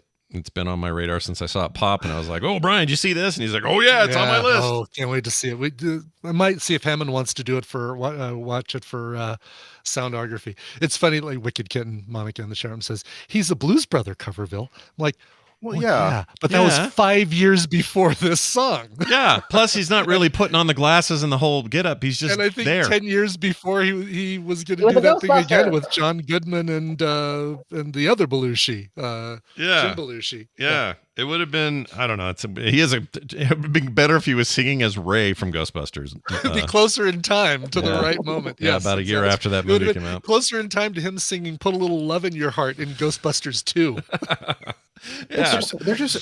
There's so many things that fly right by you in this movie, and it's like that's why I had to watch it a second time, because I was just like, I realized the song was written by Lionel Richie and Michael Jackson and Quincy Jones. And then I'm like, but the whole time you're watching them trying to record this thing, their accompanist is Stevie Wonder. Right. And it's like, I was like, wait, where did they make that agreement? Like, because it feels like Stevie was just brought in, at the last minute. And like, is he really that good? And the answer is yes. He is so good that he just kind of came in at the last minute and blew him away with his ability to learn the whole song and so forth. I'm hoping that they do a companion one for the Band-Aid. Do They Know It's Christmas group, because that, for me, like the music that I listened to in that era, way closer to like all of my favorites in that one. Sting and U2 and I said Bono or U2, but George Michael and Culture Club and stuff like that. Yeah. More so than Stevie Wonder and Ray Charles. And plus Geldof's just an interesting dude. I'd like to hear about his stuff. Yeah. I wouldn't mind that too. I've tried to not pay too much attention to all the people that don't get really fleshed out in this thing, because if you do that, you'll spend the whole movie staring at them when they're all in the chorus and going, oh, look, that's right, I forgot. There's LaToya Jackson. I wonder what, no, it's just there were a bunch of people there, and they just kind of are there. Sheila E. right Sheila E is a major story in this movie. Oh, really? Okay, not interesting. surprising me. There's took a step away from the glamorous life to be here, part of this. The editors for this movie tried to find some drama, and they found a little bit around Sheila E. Really? Okay, interesting. All right. But like a lot of these people are dead, and you have people who are alive doing all the narrating. So of course they're talking about their experiences, and you're not getting that much about those who have passed. Interesting. Well, definitely on the list. There's a villain. While we're doing some guessing. Oh, really? Okay. It wasn't Waylon Jennings. There was a villain in this thing. Besides Michael Jackson? I'm overselling it. Overselling it. There was a person in the room that everybody stopped getting along with. Dan in the middle of the Aykroyd. night. I want it to be. Did Gilbert Quincy Godfrey? No. Did Quincy Jones bring young Rashida in with him for this? Was she in this at all? I didn't see that in the movie. Okay. Yeah. I'm gonna guess. Let me guess. I just want to guess. You tell me if I'm wrong. Dionne Warwick just pissed everybody off. Nope. Damn She it. was lovely. All right. Huh. I like her, but I just thought maybe she could be a little. Neil Young. Not the answer, but a good guess. Interesting. Okay. All right, give it to you. I'll give it to you. It's not a big deal. I shouldn't have used the word villain. It's not a big deal. It's not a spoiler. Al Jarreau got so drunk that he couldn't continue at some point. Really? That's great. Because he's over the corner going, some walk by day, Exactly. some walk by night. I did Moonlighting, I'm leaving. I was hoping Kenny Rogers or somebody. Or Kenny Loggins. Either of the Kennys. I wanted some Kenny business. Yeah. Yeah, and of course he's one of the ones who is in the rest in peace list at the end. Oh, and so like you're like when you watch this movie, when you first see Al Jarreau, he's relatively sober. Yeah. And then as you watch, every time you see or hear Al Jarreau, pay attention to the quality of his performance. Oh, good. Okay, I can't wait. Excellent. Was there any annoyance with David Byrne's wide shoulder pads? Was everyone like, this guy, get out of my way? Was he part of that? I thought he David was in Byrne it. was in the other one? Wasn't Byrne in it? I don't remember seeing him. I thought David Byrne sang in it. Maybe I'm mixing it up. Maybe he was in the other one. He wasn't in the Band-Aid one. I felt like he would have been too indie, too out there for. Maybe he was, but they gave a bunch of solos in this thing to people who deserved them, and then one who was not at all prepared. And I'm not going to tell you about this one because I want you to enjoy this as it lays out. But an interesting thing to me is that a lot of the music that you hear in the final cut is performed by Toto. Like they brought all of Toto in. Oh, really? And of course, Steve Perry is one of those great soloists. Right. Steve Perry's in this there. song. Yeah. And they apparently, the Toto guys are just like in love with Steve Perry. And like it's just a little thing. They also had all of the news, all of Huey Lewis's people. It's not just Huey Lewis. He brought the news with him. That's great. All four of those guys, other than Huey Lewis, are also present. That's fine with me because they deserve some credit. Those four guys, minus the news, minus Huey Lewis, were the backing band on Elvis Costello's first album as a band called Clover. And they're all really good and don't deserve just to be labeled as the news. I think Huey Lewis would agree with you. Yeah. Yes. The sax player Johnny Calla is like a legend on the sax. Yeah. And you hear him, but you're not going to actually see him in this movie. It says here that Paul Simon was there. I don't remember that. Oh yeah, he is all over this movie. Is he? Do they interview him now? I think so. Yeah. Okay. Yeah. I mean, some of the interviews you're like, wait, is this really contemporary? Because this feels like it's about 5 years old or 10 years old. Yeah. But that's fine. That's fine. Yeah. They it all works. Cool. All right. Cool. Well, there you go. Can't wait to watch it. I think our discussion of it was longer than the actual thing. I think you're right. But sorry. Greatest night in pop. I really enjoyed this, guy. I think it's because we're all looking forward to seeing it. Or Nichole, I think you have seen it, right? I started watching it. It was like I wanted to put something on the TV that I knew the kids wouldn't necessarily yell about. Yeah. Here, kids, watch all these musicians, none of whom you're familiar with. And yeah, I'm trying to educate my children of the 80s. It's like Mateo's going to go, why is Christy Brinkley there? She doesn't sing. He's not going to care about that.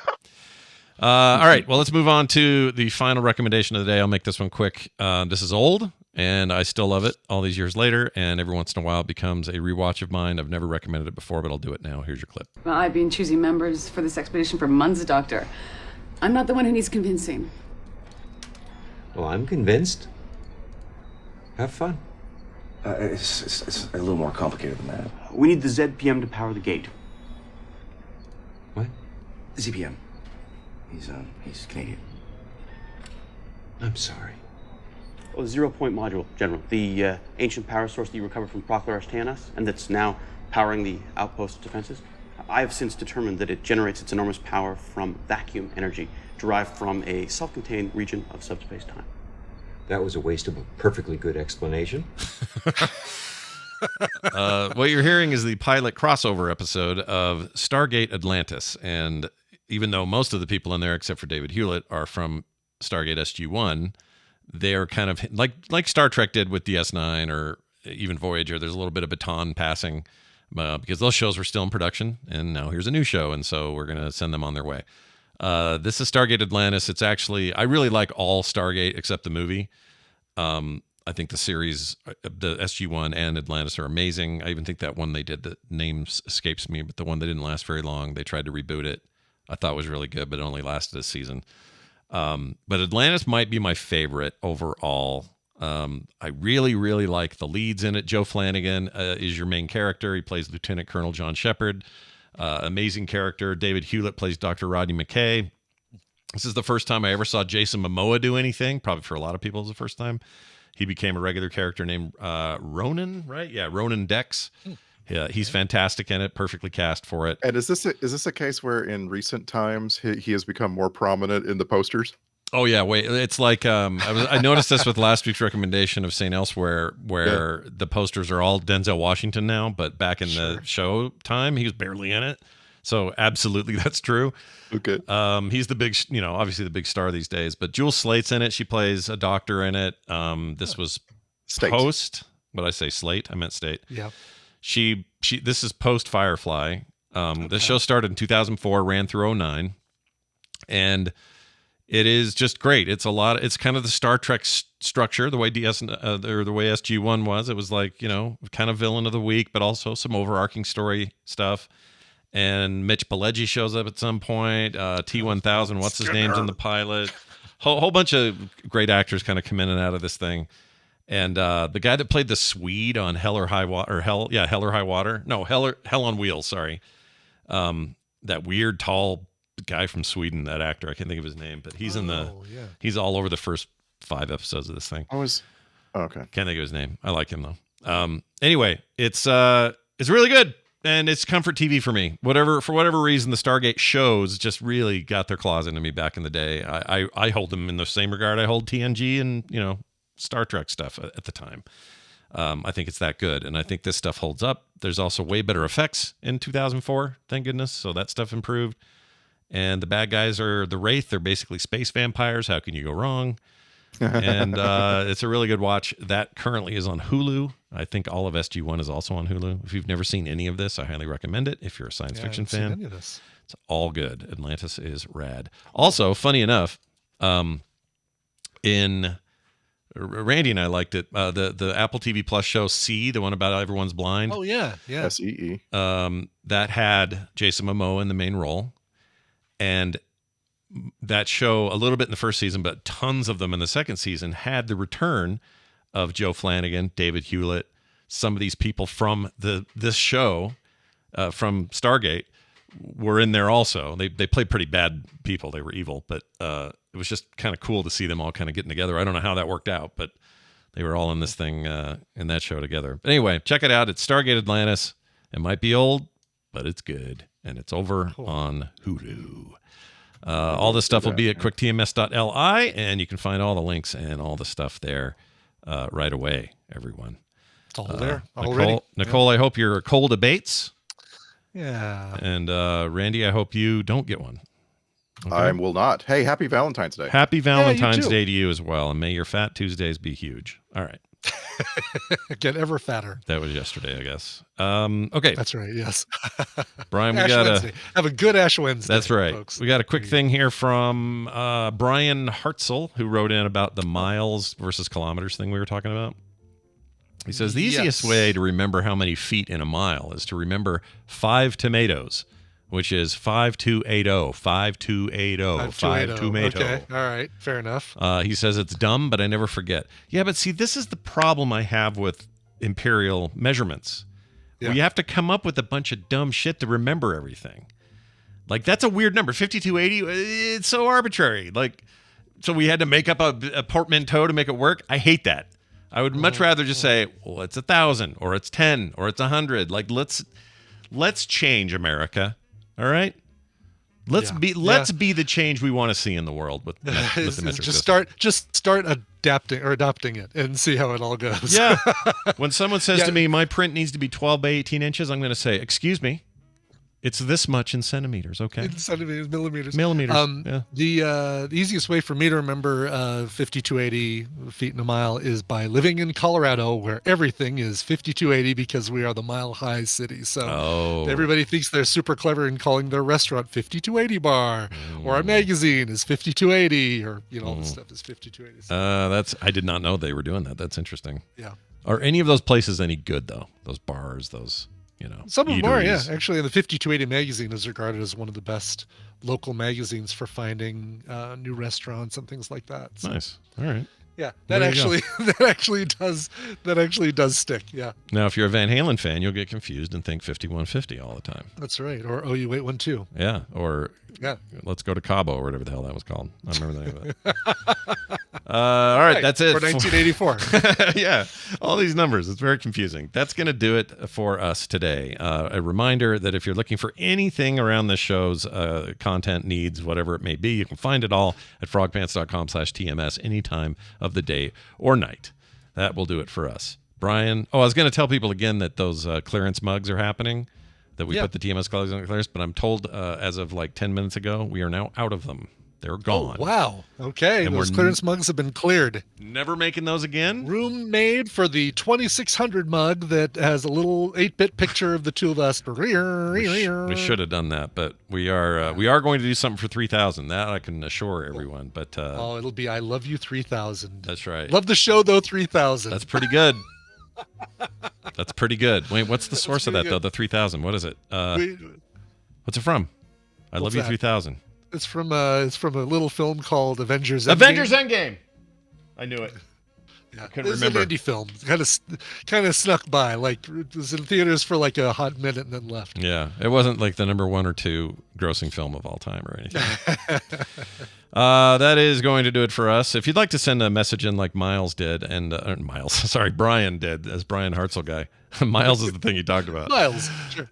You can do that easily at 801-471-0462. You can email us themorningstream@gmail.com. That is going to do it for us. Brian, let's play a song to get us out of here.